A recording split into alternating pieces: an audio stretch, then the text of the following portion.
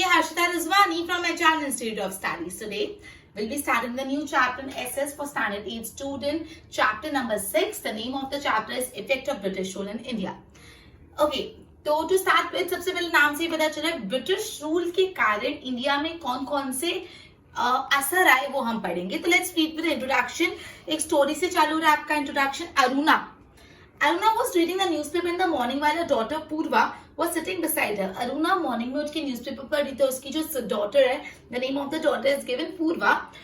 She was sitting beside her and she was doing her homework. Aruna read loudly. Aruna ने जोर से क्या पढ़ा? Revolution in Libya. Hearing this, Purva asked, "Why do people revolt?" मतलब Aruna newspaper पढ़ते हुए उसने एक हेडलाइंस पढ़ी, रिवॉल्यूशन इन लिबिया. तो जिसकी डॉटर थी पूर्वा, उसने बोला क्यों पीपल रिवॉल्ट करते हैं, why do people revolt. Clear. Aruna ने जवाब देते हुए कहा, when the needs of the people are not satisfied and the people face economic crisis they revolt. मतलब पूर्वा ने अरुणा ने अपनी डॉटर का बहुत अच्छे से जवाब दिया उसके क्वेश्चन का कि लोग क्यों रिवॉल्ट करते हैं. जब लोगों की जरूरतें सेटिस्फाई नहीं होती, जब लोगों के नीड सेटिस्फाई नहीं होती और जब उनको इकोनॉमिक क्राइसिस आता है, इकोनॉमिक क्राइसिस मतलब फाइनेंशियली वो स्टेबल नहीं हो पाते, इकोनॉमिक क्राइसिस, पैसों का क्राइसिस, पूरी इकोनॉमी डाउन हो जाती है, तब पीपल रिवॉल्ट करते हैं. क्लियर. तब पीपल रिवॉल्ट करते हैं जब उनकी, अभी आप छोटे से छोटा एग्जाम, एक छोटा सा बच्चा होगा, मतलब जिसको कुछ अभी नॉलेज भी नहीं, 1 साल का बच्चा होगा, ठीक है, अगर आप उससे उसका टॉय ले लोगे, what he or she will do, वो चिल्लाने लगेंगे, रोने लगेंगे, हाथ पांव पटकेंगे. ये भी एक फॉर्म ऑफ रिवॉल्ट है. They're revolting you, I want that toy. क्योंकि उनको जो टॉय चाहिए था वो उनको नहीं मिल रहा. ये बहुत छोटे लेवल पे एग्जाम है. बड़े होते हो, स्कूल में कोई कंपास बॉक्स पसंद आ गया, पेरेंट्स को बोला I need that compass box, parents ने मना कर दिया, व्हाट यू विल क्राई, बात नहीं करोगे, डिफरेंट फॉर्म्स ऑफ रिवॉल्ट. या चिल्लाओगे कि मुझे चाहिए, या you won't talk to your parents, या whatever you can do, you will do, sorry, ठीक है. सो ये भी एक फॉर्म ऑफ रिवॉल्ट है. सिमिलरली ये तो बहुत छोटा एग्जांपल पता है, जब भी किसी की नीड सेटिस्फाई नहीं होती तो वो अपने एंगर को, अपने अग्रेशन को, अपने डिसअप्रूवल को, अपनी सैडनेस को कैसे एक्सप्रेस करता है, by way of revolt. Clear. हमारी कंट्री में भी जो ब्रिटिश रूल था, जब ब्रिटिशर्स इंडिया में रूल करते थे, तो इंडिया में जो लोगों की हालत थी ना, वो बहुत बुरी हो चुकी थी और इस वजह से लोगों ने रिवॉल्ट करना चालू किया. ठीक है. मतलब जब ब्रिटिश रूल था इंडिया में, तो ब्रिटिश, अपन सबको पता है कि इंडिया को सोने की चिड़िया बोला जाता था. सोने की चिड़िया मतलब इंडिया इतना रिच था. सोने की चिड़िया मतलब इंडिया को पूरा गोल्ड बोला जाता था, गोल्ड माइन. मतलब इतना ज्यादा इंडिया रिच था, प्रॉस्परस था. ठीक है. लेकिन जैसे ऑब्वियसली ये चीज देख के ब्रिटिशर्स इंडिया में आए और इंडिया से पूरा ट्रेजर हड़पते गए और इंडिया को पूरा खोखला कर दिया. इंडिया के लोग गरीब बनते गए और लोगों की हालत बद से बदतर होती गई. और तब लोगों ने क्या किया? रिवॉल्ट. क्लियर. बोले कि 18th सेंचुरी तक इंडिया काफी इकोनॉमिकली प्रॉस्पर था. मतलब economically India was a prosperous country. कब तक? 18th सेंचुरी तक. सो अगर आपको फिलिंग द ब्लैंक्स में पूछे कि इंडिया प्रॉस्परस कौन सी सेंचुरी तक था, so what you will right? 18th century. सवाल है India was economically prosperous till that century. So what is the answer? 18th century. Good. Anarchy that followed the death of Aurangzeb too could not weaken it. मतलब जब औरंगजेब की death हुई तो एनार्ची आ गया. एनार्ची मतलब क्या होता है? कोई राजा ही नहीं है, कोई प्रॉपर राजा ही नहीं है. औरंगजेब तक आपको पता है मुगल एम्पायर बहुत स्ट्रॉन्ग था, लेकिन जब औरंगजेब की डेथ हुई तो इंडिया में क्या आ गया? एनार्ची आ गया. मतलब कोई प्रॉपर राजा ही नहीं था. ये होने के बाद भी इंडिया वीक नहीं पड़ा. ये चीज भी इंडिया को वीक नहीं कर पाई. It has been admitted by historian across the world that industries, production technique and the organisation of trade in India वो अनमैच्ड है. मतलब हिस्टोरियंस आज भी ये बात बताया, हिस्टोरियंस ने ये बात मानी है कि उस टाइम पे इंडिया का जो इंडस्ट्रीज थी, इंडिया का जो प्रोडक्शन करने का टेक्निक था, इंडिया का जो पूरा ट्रेड का ऑर्गेनाइजेशन था, वो अनमैच था. मतलब किसी के सामने वो मतलब वो इतना हाई था लोगों से, अनमैच था. आई मीन दूसरी कंट्री से. द सेम कंट्री, वही कंट्री, ये जो इंडिया की हम बात कर रहे हैं, जो इतना प्रॉस्परस था 18th सेंचुरी तक, जिसको एनआरची का भी असर नहीं पड़ा, जो एनआरची भी सर्वाइव कर पाया, और जिस इंडिया की इंडस्ट्रीज जिस इंडिया की प्रोडक्शन टेक्निक, जिस इंडिया का ट्रेड ऑर्गेनाइजेशन इतना हाई लेवल, इतना हाई क्लास था, इतना अनमैच्ड था, वही इंडिया, वही दैट सेम इंडिया, वो इंडिया पुअर और बैंकरप्ट हो गया पूरा during the 200 year of British. जब 200 साल ब्रिटिशर्स ने इंडिया में राज किया, तब यही इंडिया जो पहले इतना प्रॉस्परस था वो पूरा बैंकरप्ट हो गया, पूरा गरीब हो गया, पूरा खोखला हो गया। ठीक है। It became the country that supplied raw material to factories in England. मतलब जिस इंडिया की इंडस्ट्रीज और फैक्ट्री वर्ल्ड फेमस थी, वही इंडिया क्या कर रहा था, अपना रॉ मटेरियल इंग्लैंड में दे रहा था, इंग्लैंड की फैक्ट्रीज को फाइनल प्रोडक्ट बनाने के लिए। मतलब अपना रॉ मटेरियल दूसरों को फाइनल प्रोडक्ट बनाने के लिए दे रहे और वो उसको महंगे में बेच रहे हैं अपन को। हम अपना रॉ मटेरियल इंग्लैंड की फैक्ट्रीज को देते थे and offered a large market for the finished product of factories in England. ठीक है। सो ये अपन ने बेसिक इंट्रोडक्शन पढ़ा है। इंट्रोडक्शन में कैसे स्टार्टिंग हुई, सबसे पहले इंट्रोडक्शन जो स्टार्ट हुआ है चैप्टर का, ये चैप्टर के इंट्रोडक्शन में सबसे पहले तो अरुणा और उसकी डॉटर पूर्वा का थोड़ा डिस्कशन है। अरुणा न्यूज़पेपर पढ़ते हुए उसने क्या रीड किया हेडलाइंस में, that there is revolution in Libya. तो पूर्वा ने क्या पूछा कि क्यों पीपल रिवॉल्ट करते हैं। उस पे अरुणा ने क्या जवाब दिया, जब लोगों की नीड सेटिस्फाई नहीं होती, जब लोगों की नीड नहीं सेटिस्फाई होती और जब उनको इकोनॉमिक क्राइसिस आ जाते हैं, उस टाइम पे पीपल रिवॉल्ट करते हैं। क्लियर। इंडिया ने भी रिवॉल्ट किया था जब इंडिया की कंडीशन बहुत बुरी हो गई। उसके बाद इंडिया कब तक इकोनॉमिकली प्रॉस्परस था, 18th सेंचुरी तक इंडिया इकोनॉमिकली प्रॉस्परस था। तो ये आपको फिल इन द ब्लैंक्स में पूछ सकते हैं। India was economically prosperous till that century, till 18th century. Clear. Okay. मतलब जब इंडिया में एनआरची आया, एनआरची कब आया, जब औरंगजेब की डेथ हुई, तब इंडिया में क्या आ गया था, एनआरची। लेकिन इसका असर भी इंडिया पे नहीं आया। ठीक है। इसका असर भी इंडिया पे नहीं आया। इंडिया की जो इंडस्ट्रीज थी, इंडिया का जो प्रोडक्शन करने का टेक्निक था और इंडिया का जो ऑर्गेनाइजेशन ऑफ ट्रेड था, ये कैसा था, पूरे वर्ल्ड में अनमैच, दी बेस्ट था। और यही इंडिया पुअर हो गया कब, जब 200 साल ब्रिटिशर्स ने रूल किया, तब यही इंडिया क्या हो गया, पुअर हो गया। यही इंडिया क्या करने लग गया, अपने रॉ मटेरियल्स इंग्लैंड की फैक्ट्रीज को सप्लाई करने लगा और इंग्लैंड की फैक्ट्रीज रॉ मटेरियल से फिनिश प्रोडक्ट बना के आगे बेचने लग गए। ठीक है। ये अपन ने बेसिक इंट्रोडक्शन पढ़ा। अब आ जाते हैं अपन condition of peasants and agriculture during British rule. Introduction के बाद जो अपना फर्स्ट टॉपिक है वो condition of peasants and agriculture during British rule. Okay. हम पढ़ रहे कि जो पीजेंट्स थे, जो फार्मर थे और जो पूरा एग्रीकल्चर सेक्टर था, उनकी क्या हालत हुई। British got a new opportunity to increase the income after acquisition of Diwani right. Diwani right क्या होता है, right to collect land revenue. Diwani right होता है कि लैंड रेवेन्यू, जो लैंड होता है उस पे जो रेवेन्यू होता है, लैंड पे जो टैक्स होता है, वो कलेक्ट करने के राइट को बोलते हैं दीवानी राइट। तो जब ये दीवानी राइट ब्रिटिशर्स को मिल गया, तो ब्रिटिशर्स ने इस चीज का बहुत गलत फायदा उठाया। कौन से स्टेट्स का दीवानी राइट मिला, बंगाल, बिहार और उड़ीसा। बंगाल, बिहार और उड़ीसा, ये 3 स्टेट्स का दीवानी राइट कलेक्शन मिला।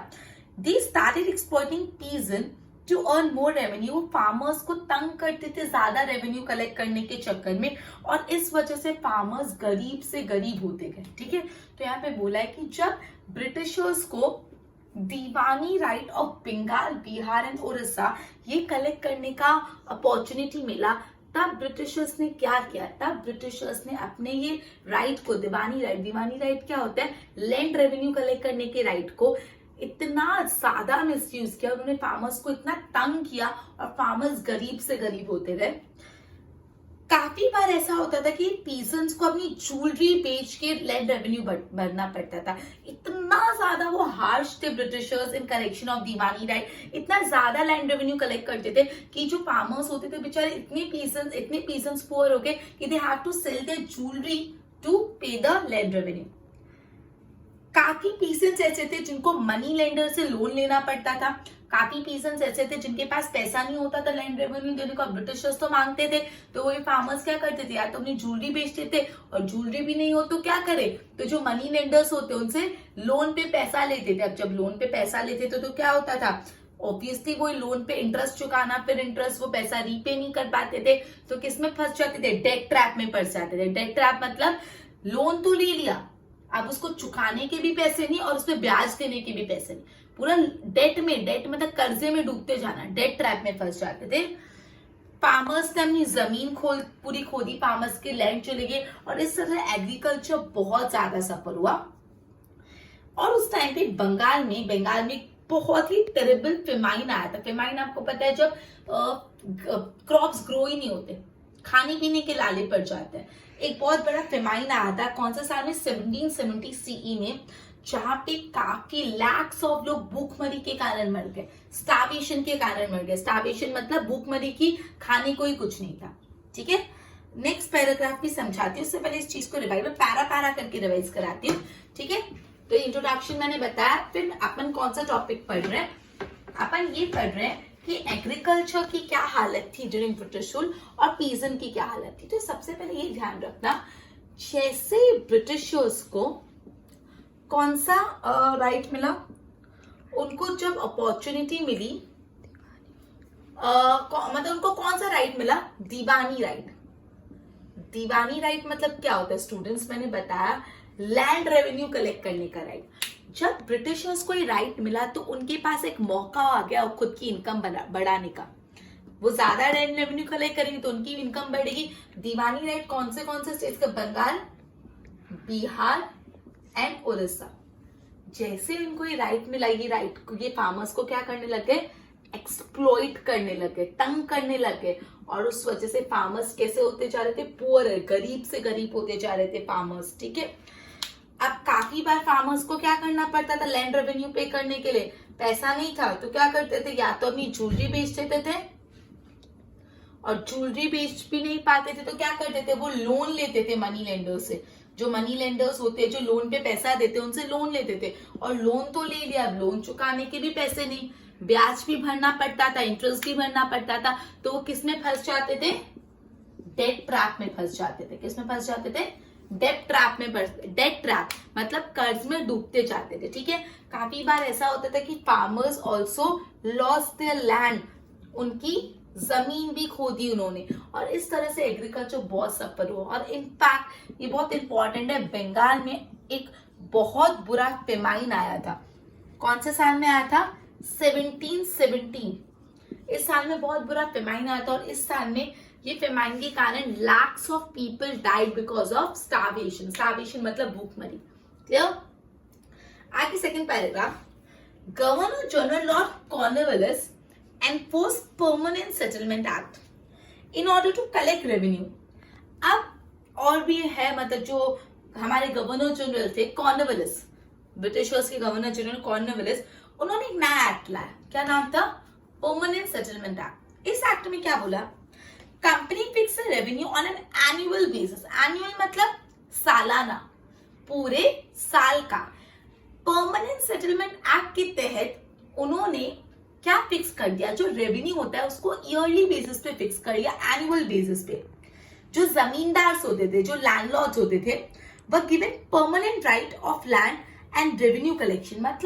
मतलब ब्रिटिशर्स ने क्या किया, जो लैंड रेवेन्यू कलेक्ट करने का राइट था ना, वो किसको दे दिया, जमींदार को दे दिया, लैंडलॉर्ड्स को दे दिया।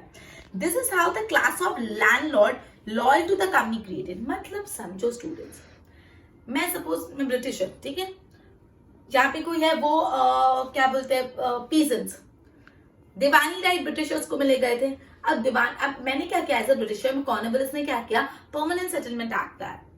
अब उनको क्या बार बार लैंड रेवेन्यू कलेक्ट करने जाने का, उन्होंने क्लास ऑफ लैंडलॉर्ड्स को चुना।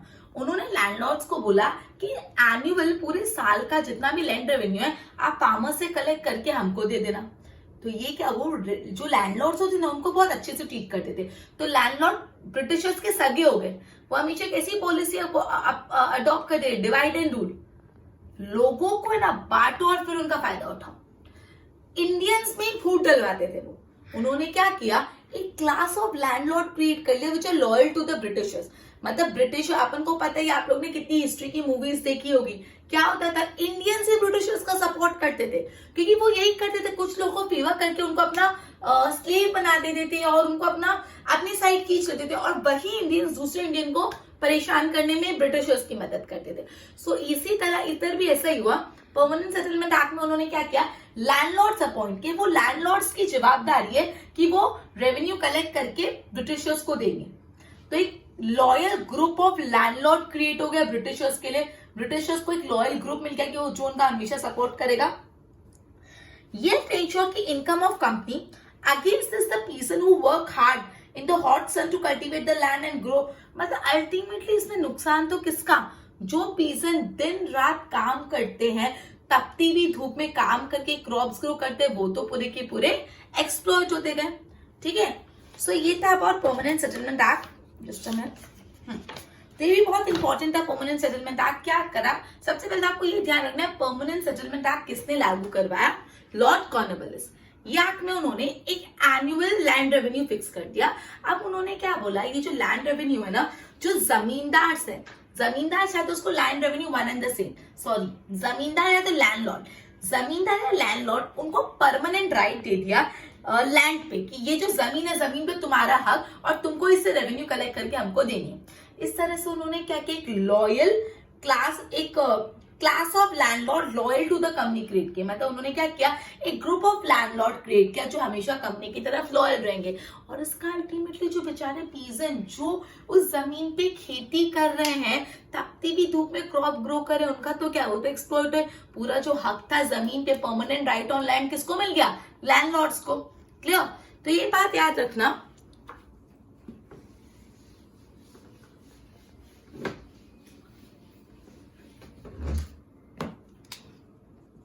कि सबसे पहले जो परमानेंट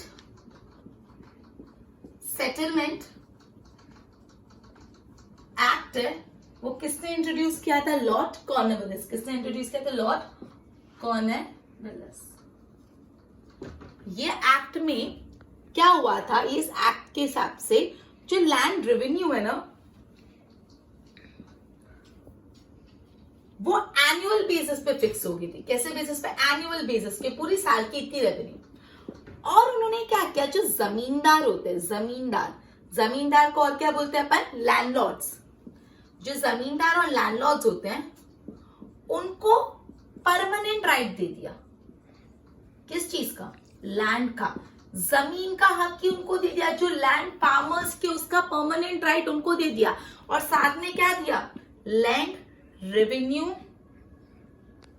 कलेक्शन का भी राइट दे दिया।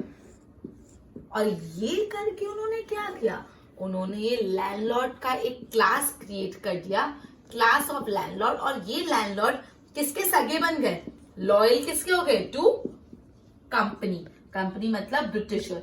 इस तरह से उन्होंने इन लोगों को अपनी पार्टी में ले लिया, इन शॉर्ट। ओके, और इसका अल्टीमेट नुकसान किसको, जो पीसन बेचारे जो अपनी जमीन पर दिन रात काम करें। सो ये अपना पूरा पॉइंट था कि पीसन्स और एग्रीकल्चर पे क्या असर हुआ। तो शॉर्ट में रिवाइज कर लेते हैं। तो सबसे पहले जैसे उनको दीवानी राइट मिला था, पूरा सत्यानाश सबसे चालू। कहाँ पे ये दीवानी राइट मिला, बंगाल, बिहार और उड़ीसा में। ठीक है, अब ब्रिटिशर के पास मौका आ गया ज्यादा पैसे हड़पने का, तो वो लोग फार्मर्स को एक्सप्लॉइट करते थे, तंग करते थे। फार्मर्स के पास लैंड रेवेन्यू पे करने के पैसे नहीं होते थे, उनको अपनी ज्वेलरी बेचनी पड़ती थी, या तो लैंडलॉर्ड से पैसा लेना पड़ता था। पैसा ले लेके उस पर ब्याज चढ़ के वो किसमें फंस जाते थे, डेट ट्रैप में फंस जाते थे। ठीक है, फार्मर्स को अपनी जमीन भी खोनी पड़ी, पूरा एग्रीकल्चर सेक्टर सफर हो गया। एंड इनफैक्ट एक बहुत ही टेरेबल, बहुत ही डेंजरस फमाइन आया था इन बंगाल इन द ईयर 1770, जिसपे लाखों लोग भूखमरी के कारण मर गए। Lakhs of the people died because of starvation. और अभी इतना ही नहीं, और भी ब्रिटिशर्स को फिर कुछ करना था, कुछ नया लाना था। तो कॉर्नवालिस जी लाए परमानेंट सेटलमेंट एक्ट। उस एक्ट के तहत revenue, land revenue annual basis पे तय होगी। इतना ही नहीं, उन्होंने लैंडलॉर्ड्स जो जमींदार है उनको एक परमानेंट राइट दे दिया जमीन पे। इनफैक्ट लैंड रेवेन्यू कलेक्शन का भी राइट उनको मिल गया। ये क्या था, ये डिवाइड एंड रूल था। अपने लोगों में फूट डलवाओ। तो उन्होंने क्या किया, एक loyal class of landlord create कर लिया जो उनके सगे बन गए। और अल्टीमेटली सफर किसको करना पड़ा, बेचारे पीसन जो दिन रात काम करें। ठीक है, ये इंट्रोडक्शन और पीजन की कंडीशन। आगे सोशल लाइफ पे क्या असर आया उसका, मतलब ब्रिटिशर्स का सोशल लाइफ पे क्या असर आया। Warren Hasting, the person who was given the job of collecting revenue was known as a collector. जो वॉरेन हेस्टिंग थे उनको काम दिया था कि आपको रेवेन्यू कलेक्ट करनी है, रेवेन्यू कलेक्ट करनी है, तो उनको कलेक्टर बोला जाता था। ठीक है, he also perform the function of जज। वॉरेन हेस्टिंग कलेक्टर का भी काम करते थे और जज का फंक्शन भी परफॉर्म करते थे। The British system of administration destroyed our ancient system of self-rule. In the ancient time, every village was like a small republic. अब पहले कैसा होता था, हर गांव एक रिपब्लिक होता था, हर गांव खुद में एक छोटा सा रिपब्लिक कंट्री जैसा होता था। Every village was a small republic. ग्राम पंचायत होते थे जो विलेज के पूरे मैटर्स, आपने अभी मूवीज में देखा है कि पेड़ के नीचे पंचायत बैठती है, 5 पंच होते हैं और पूरे जो गांव वाले होते हैं नीचे बैठते हैं, उसको बोलते हैं ग्राम पंचायत। हमारे पुराने जमाने में यही सिस्टम था। हमारे पुराने जमाने में गांव के जो भी मैटर्स थे कौन डील करता था, ग्राम पंचायत। हर गांव खुद में एक रिपब्लिक था। ठीक है, ये पंचायत जो थे वो the backbone of self rule in India. India में सेल्फ रूल कंसेप्ट करता था, हर विलेज खुद को खुद रूल करता है, तो अब हर विलेज की पंचायत ही पूरे सेल्फ रूल का बैकबोन था। बैकबोन मतलब support system. Clear? These institutions of locals have stood in their ground even during the foreign invasion and the Sultanate period, but were destroyed due to the administrative policy of Britisher. ये जो अपना self rule का concept था वो बहुत strong रहा। Even कोई अरब या कोई फॉरेन इन्वेजन आ गए, सुल्तान मुगल्स भी आ गए, तो भी हम सेल्फ रूल वाले कंसेप्ट पे थे, लेकिन ब्रिटिशर्स आए अपना पूरा सेल्फ रूल का कंसेप्ट ही डिस्ट्रॉय करके गए। क्लियर? क्या हुआ, बोले जो वॉरेन हेस्टिंग थे, वॉरेन हेस्टिंग का क्या काम था, 2 काम थे। पहला, वो रेवेन्यू कलेक्ट करते थे, इसलिए उनको क्या बोला जाता था, कलेक्टर। दूसरा, वो जज का भी काम करते थे। ठीक है, अब है ना, ये जो ब्रिटिशर्स का पूरा एडमिनिस्ट्रेटिव सिस्टम है, उसने इंडिया की सेल्फ रूल के कंसेप्ट की पूरी तहस नहस कर दी। इंडिया में ना हर विलेज एक स्मॉल रिपब्लिक होता था। ये लाइन है ना फिलिंग द ब्लैंक्स के लिए बहुत इंपॉर्टेंट है, मैं अभी से बोल रही हूँ, बहुत आएगा। Every village in ancient time every village was a small dash. बहुत ही important, in ancient time every village was a small republic. ठीक है, हर विलेज के मैटर्स को कौन डिसाइड करता था, ग्राम पंचायत। ग्राम पंचायत इंडिया के सेल्फ रूल का बैकबोन था। ये जो पूरे सेल्फ रूल का कंसेप्ट है वो इंडिया में फॉरेन इन्वेजन हुआ, सुल्तान शायद तभी भी रहा, लेकिन ब्रिटिशर्स के टाइम में पूरा डिस्ट्रॉय हो गया। आगे देखते हैं, policy of social reform by the community people insecure and suspicious. अब ब्रिटिशर्स सोशल चेंज ला रहे थे, सोशल रिफॉर्म ला रहे थे, जैसे इंग्लिश एजुकेशन, अलग अलग यूनिवर्सिटी एस्टैब्लिश कर रहे थे। ये सारे बहुत सारे सोशल रिफॉर्म है, इससे इंडियंस काफी इनसिक्योर हो गए। उनको लगा कि गवर्नमेंट उनको क्रिश्चियनिटी में कन्वर्ट करना चाहती है और इंडिया का कल्चर और इंडिया के धर्म को फॉरएवर डिस्ट्रॉय करना चाहती है। जैसे ब्रिटिशर्स अलग अलग रिफॉर्म्स आए थे, English education, universities, railway line construct कर रहे थे और मतलब सती प्रथा बैन कर रहा है, बहुत सारी रिफॉर्म्स आए। वो रिफॉर्म्स के टाइम इंडियन पीपल को लग रहा था कि ब्रिटिशर्स तो क्या चाहते हैं कि हम भी क्रिश्चियन बन जाए, हमको भी क्रिश्चियनिटी में कन्वर्ट करना है, हमारा जो हिंदू धर्म है, हमारा जो हिंदू रिलीजन है, उसको ये लोग डिस्ट्रॉय करना चाहते हैं। Clear? People believe that the Indian social system was deliberately undermined by railway and military. मतलब वो ऐसा बोलते थे रेलवे मिलिट्री इन सब में इंडिया के सिस्टम को अंडरमाइन कर रहा है, कम रिस्पेक्ट मिल रही है। ठीक है, एक ऑर्डर पास किया था आगरा में that every Indian had to salute the British. एक ऑर्डर पास किया कि हर इंडियन को, कोई भी ब्रिटिशर्स को देखो तो सलाम ठोकने का, सल्यूट करो। मतलब कितना वियर्ड, मतलब ये ऑर्डर पास किया कि जितने भी इंडियंस है सब ब्रिटिशर्स को सल्यूट करेंगे। ठीक है, और अगर ऐसा नहीं किया, काफी सोचते नहीं करेंगे, जो करना है कर लो, तो नहीं करोगे तो क्या होगा वो भी बता दिया उन्होंने। अगर नहीं किया तो उसको क्राइम माना जाता है, तो और आप लायबल फॉर पनिशमेंट, मतलब अगर अभी आप हेलमेट नहीं पहनते तो क्राइम माना जाता है ना, वैसे अगर आप किसी ब्रिटिशर्स को सल्यूट नहीं करते तो वो भी क्राइम माना जाता। ठीक है, एज अ रिजल्ट लोगों में बहुत ज्यादा नफरत और गुस्सा फैल गया टुवर्ड्स द ब्रिटिशर्स। ठीक है, तो लास्ट में आप समझा रही हूँ, इंडिया में बहुत सारे सोशल रिफॉर्म्स आए। ये सारे सोशल रिफॉर्म्स से इंडियन पीपल बहुत इनसिक्योर हो गए। उनको लगा कि भाई ब्रिटिशर्स तो हमको क्रिश्चियनिटी में कन्वर्ट करना चाहते हैं और हमारा जो हिंदू रिलीजन है, इंडियन रिलीजन, इंडियन कल्चर, उसको डिस्ट्रॉय करना चाहते हैं। उनको लगता था रेलवे और मिलिट्री में भी इंडियन रिलीजन को कम इंपॉर्टेंस देती है, अंडरमाइन किया जाता है। और ये सबसे डेंजरस तो मैंने आपको अभी बताया, आगरा में क्या ऑर्डर पास हुआ कि हर इंडियन को ब्रिटिशर्स को देख के क्या करने का, सल्यूट करने का, और नहीं किया तो क्राइम माना जाएगा and you would be liable for punishment. ठीक है, ये सारी चीजों से बहुत नफरत, हेट्रेड, एंगर लोगों में फैल गया। ठीक है, तो एक बार सोशल रिफॉर्म को वापस देख लेते हैं। जो जो इंपॉर्टेंट पॉइंट्स है मैं आपको लिख के समझा देती हूँ। सोशल रिफॉर्म के असर, क्या असर हुआ? सबसे पहले ये असर हुआ, अपनी जो हेस्टिंग थे, हेस्टिंग वो कौन दूसरी दो चीज करते थे? कलेक्टर थे, दूसरा जज थे। अपना इंडिया में सेल्फ रूल चलता था। सेल्फ रूल में क्या बोलते हैं कि भाई हर विलेज क्या है? एक स्मॉल रिपब्लिक। हर विलेज एक स्मॉल रिपब्लिक है। मैंने आपको बताया कि ये इंपॉर्टेंट है, फिलअप्स के लिए इंपॉर्टेंट नहीं है, ये बहुत इंपॉर्टेंट। ठीक है, ओके। हर विलेज सेल्फ स्मॉल रिपब्लिक है। विलेज के एडमिनिस्ट्रेशन को कौन देखता था? ग्राम पंचायत। अब पता ही है आपको ग्राम पंचायत क्या होता है। ग्राम पंचायत देखते थे। ये पूरा जो सेल्फ रूल का कंसेप्ट था ना, वो जब फॉरेन इन्वेजन हुए, अरब्स आए, मुगल आए, तब तक भी ठीक था, लेकिन ब्रिटिशर्स आए और ये चीज को खराब कर गए। फिर उसके बाद अपनी ब्रिटिशर्स बहुत ज्यादा सोशल रिफॉर्म्स लाए। कैसे लाए थे सोशल रिफॉर्म? यहाँ पे डिटेल में नहीं डिस्कस किया, बट आपको बताया ना, इंग्लिश एजुकेशन, यूनिवर्सिटीज, रेलवेज और मेनी मोर। ठीक है, सोशल रिफॉर्म्स लाए। ठीक है, तो ये सोशल रिफॉर्म से लोग बहुत इनसिक्योर हो गए। उनको क्या लगा कि भाई ये ब्रिटिशर्स क्या करना चाहते हैं, हमको किसमें कन्वर्ट करना चाहते हैं? क्रिश्चियनिटी में। और हमारा जो इंडियन रिलीजन है उसको क्या करना चाहते हैं? डिस्ट्रॉय। ठीक है, इनफैक्ट उनको लगता था कि जो रेलवेज है और जो मिलिट्री, उनकी आड़ में भी हमारे रिलीजन को अंडरमाइन करा जा रहा है। एंड सबसे खतरनाक तो अभी आएगा, क्या बोला कि भाई आगरा में क्या ऑर्डर पास किया कि हर इंडियन को ब्रिटिशों को देखते से क्या करने का? सल्यूट। और नहीं किया तो वो क्राइम माना जाता था। एंड क्राइम भी ऐसा वैसा क्राइम नहीं, ऐसा क्राइम जिससे आपको पनिशमेंट हो सकती है, लायबल फॉर पनिशमेंट। और इन सब चीजों से लोगों में गुस्सा फैल गया। तो अपन ने क्या किया? आज अपन ने चैप्टर नंबर 6 स्टार्ट किया, effect of British rule in India. काफी वर्डी है।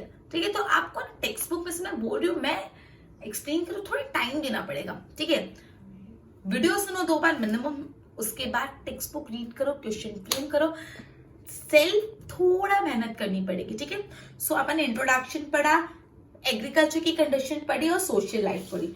आगे अपन नेक्स्ट सेशन में प्रोबेबली चैप्टर को फिनिश कर देंगे। Till then good bye.